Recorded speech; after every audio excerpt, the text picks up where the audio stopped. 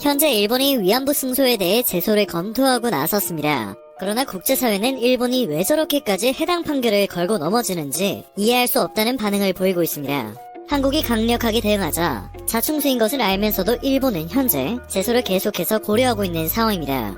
지난 8일 서울중앙지법 민사합의 34부는 위안부 피해자 12명이 일본 정부를 상대로 제기한 손해배상 청구 소송에서 일본 정부는 원고들에게 1인당 1억 원을 지급하라는 판결을 내렸습니다. 판결문 송달 후 2주 안에 항소가 제기되지 않으면 그대로 확정이 되는 상황인데요. 일본 정부는 어느 한 국가의 법원이 다른 나라를 소송 당사자로 삼아 재판할 수 없다는 국제법상 주권 면제 원칙을 들어 한국에서 재판이 성립될 수 없다는 주장과 함께 위안부 문제는 2015년 한일 위안부 합의로 모두 해결됐다는 입장을 밝혔습니다.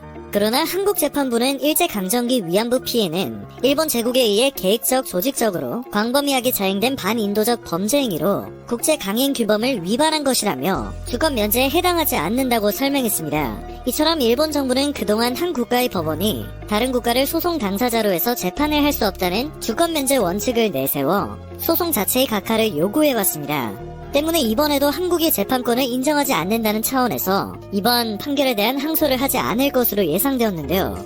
판결 당일 스가 총리가 기자단에 국제법상 주권국가는 타국의 재판권에 복종하지 않는다며 결코 수용할 수 없다는 입장을 밝히는 등 강하게 반발하는 모습을 보였습니다. 브라질에 방문 중인 모테기 외무상도 지난 9일 강경화 외교부 장관에게 전화를 걸어 상식으로 말하면 생각할 수 없는 판결이 나왔다며 유감을 표시했습니다. 또한 국제법상 위반에 대한 시정 조치를 한국 정부가 서둘러 강구하라고 요구했다고 하는데요. 오히려 강경화 장관은 냉정한 대응이 필요하다며 한국 법원 판결에 반발하는 일본 정부의 과도한 반응을 자제해줄 것을 요청했습니다. 요구가 통하지 않자 어떠한 강력한 조치가 필요하다고 생각한 일본 정부는 국제사법재판소 ICJ에 제소하는 방안을 검토하기 시작했습니다. 아사히신문의 보도에 따르면 일본 정부는 원고 측의 한국 내 일본 정부 자산압류 추진 상황 등 향후 소송 추이와 한국 정부 대응을 보면서 ICJ 제소 여부를 최종 판단할 것으로 보입니다. 그러나 ICJ 제소는 자충수가 될 가능성이 높습니다. 때문에 이번 판결의 ICJ 제소에 대해서는 일본 정부 내에서도 논란이 있는 것으로 알려지고 있습니다. ICJ까지 갈 경우 일본이 우려하는 위안부 문제의 국제적인 쟁점화가 불가피하기 때문인데요. 더욱 중요한 것은 설령 일본 정부가 ICJ 제소 방침을 결정하더라도 실제 재판으로 갈 가능성이 거의 없다는 점입니다. 10일 아사히신문과 산케이신문은 일본 정부 고위 관계자의 말을 보도했는데요. 관계자는 국제사법재판소 제소는 유력한 선택지라며 이에 응하지 않을 경우 한국의 입장이 어렵게 될 것이라고 말했습니다. 제소 자체만으로도 한국에 대한 외교적 압박을 고조시킬 수 있다는 점 때문에 일본 정부가 ICJ 제소를 하겠다고 목소리를 키우고 있는 상황인 것입니다. 반면 요미우리 신문은 ICJ에서 다툴 경우 주권 면제를 인정받더라도 위안부 문제가 국제사회에서 다시 쟁점으로 떠오를 우려가 있다는 점에서 신중론도 나오고 있다는 사실을 전했습니다. 일본은 지난 1958년 이미 강제 관할권을 수락했으나 한국은 1991년 ICJ 가입 당시 독도 영유권을 주장하는 일본이 국제법정을 활용한 분쟁화 시도에 나설 가능성 등을 경계해서 강제 관할권을 수용하지 않았습니다. 이처럼 ICJ는 어느 일방이 제소를 한다고 해서 자동적으로 재판이 성립되지 않습니다.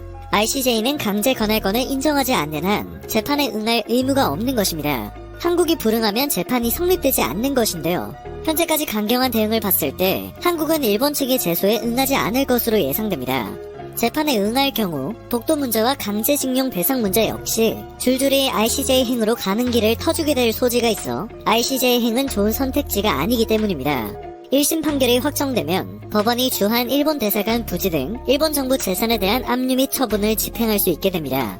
피해자들이 일본 정부로부터 공식 배상을 받을 길이 열린 것인데요. 다만 이번 판결은 일본 정부의 책임을 인정하고 자산을 직접 압류할 수 있게 됐다는 점에서 일본 민간 기업의 책임을 물은 강제징용 배상 판결보다 한일 관계의 파장이 클 것으로 예상되고 있습니다. 또한 일본이 이를 핑계로 수출 규제보다 더욱 강한 보복 조치를 들고 나올 수 있다는 전망도 나오고 있는 상황인데요. 이러한 전망이 이제는 전혀 우려되지 않아 다행인 듯합니다. 위안부 피해와 관련해 일본 정부의 책임을 인정한 한국 법원의 판결 또한 너무나 당연한 판결이라고 생각됩니다. 모순 가득한 일본의 논리는 이제 상대해줄 가치가 없다고